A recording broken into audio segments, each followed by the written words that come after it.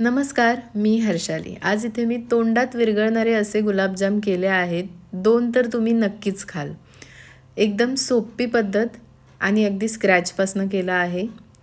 सुरुवातीला इथे मी मावा करून घेतला अर्धा लिटर फुल फॅट दुधाचा, 200 ग्रॅम एवढा मावा, त्यात 100 ग्रॅम पनीर, अर्धा चमचा बेकिंग पावडर, सोडा नाही, 1 वाटी मैदा थोडा थोडा करून घाला, त्यात 2 चमचे दूध, छान ताकद लावून पीठ मळून घ्या.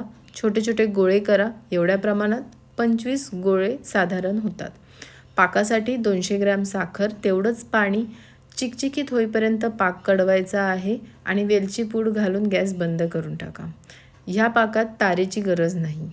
तळण्यासाठी मी इथे शुद्ध गाईचं तूप घेतलं आहे. तुम्ही तेलाचाही वापर करू शकता. सुरुवातीला 1 गोळा घालून बघा. जर फुटला तर पुन्हा मैदा घाला आणि पीठ मळा आणि गोळे करा आणि असे छान रंग येईपर्यंत सगळे गोळे भाजून घ्या आणि पाकात मुरायला 6 ते 7 तास किमान ठेवून द्या.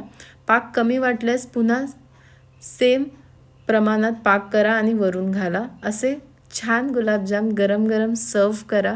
नक्की रेसिपी कशी वाटली मला सांगा. Thanks for watching. एन्जॉय.